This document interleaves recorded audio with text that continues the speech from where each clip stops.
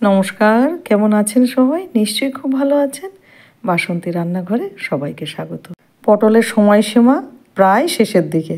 এখন আর বাজারে সেরকমভাবে পটল দেখা যাবে না, তাই ভাবলাম যে পটল শেষ হওয়ার আগে একটিবার এই রেসিপিটা আপনাদের সঙ্গে শেয়ার করে দিই।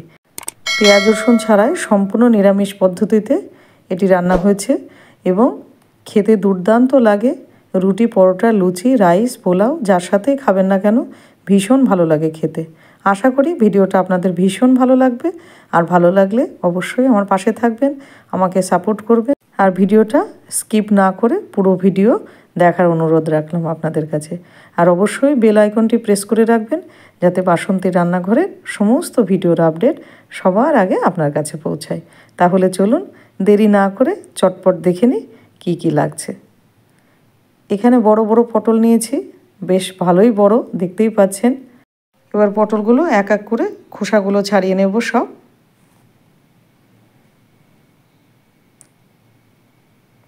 পুরো ছাড়াবো না, একটু একটু খোসা রেখে দেবো, ওতে দেখতে ভালো লাগবে পটলটা। এবার ছাড়ানো হয়ে গেলে এবার ছুরির সাহায্যে এরকম গাগুলো চিরে নেব যাতে সমস্ত মশলাগুলো ভিতরে ঢুকে যায়। এবার কড়াইটা গরম হয়ে গেলে দেব সর্ষের তেল। পুরো রান্নাটাই আমি সর্ষের তেলে করব। সর্ষের তেল দেওয়া হয়ে গেলে এবার একে একে পটলগুলো দিয়ে দেবো।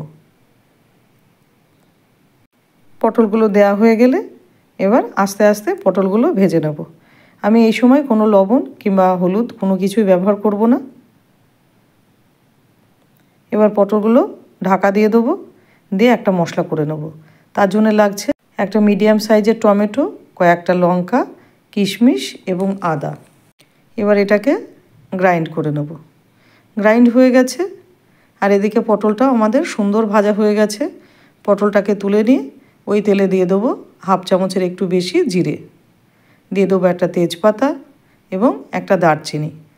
এবার সুন্দর গন্ধ বেরোলে এবার দিয়ে দেবো বেটে রাখা মশলাটা। মশলাটা দেওয়ার পরে ভালো করে কষিয়ে নেব এবং মশলা কষানোর সময় গ্যাসের ফ্লেমটা কিন্তু একেবারে লো রাখবো যাতে মশলাটা জ্বলে না যায়। আর মশলাতে এখনই জল দেব না আমি। এবার এক এক করে অন্যান্য সামগ্রীগুলো দিয়ে দেবো। দিয়ে দিলাম হলুদ 1 চামচ, আর দেব স্বাদ অনুসারে লবণ, দেব হাফ চামচের একটু বেশি কাশ্মীরি লঙ্কা গুঁড়ো রঙের জন্য, হাফ চামচের একটু বেশি জিরে গুঁড়ো, দিয়ে ভালো করে এটাকে কষিয়ে নেব যতক্ষণ না তেল না ছেড়ে দিচ্ছে। এবার মশলাটা কষানো হয়ে গেছে, এবারে পটলগুলো দিয়ে দেবো, দিয়ে এবার আস্তে আস্তে কষিয়ে নেব। কষানো হয়ে গেছে, এবার দেবো কেটে রাখা ছানাটা। আমি এখানে 1 কিলো দুধ নিয়েছি, গরুর দুধ, এবং সেখান থেকে ছানা তৈরি করে নিয়েছি। এবার ছানাটা আস্তে আস্তে ভেঙে দেব। ছানাটা অনেক সময় জল ঝরানো ছিল যার কারণে একদম টাইট হয়ে গেছে। এবার আস্তে আস্তে ছানাগুলো সব খুন্তি দিয়ে মিশিয়ে দেবো পটলের সাথে।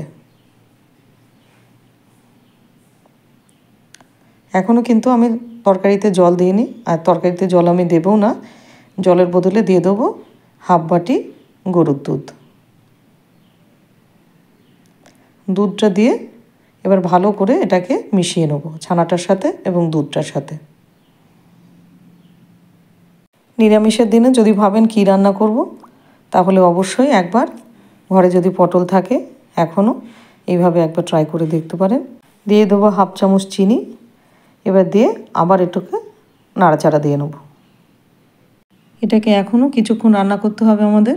এই তরকারিটি লুচি, রুটি, পরোটা সবের সাথে দারুণ যায়।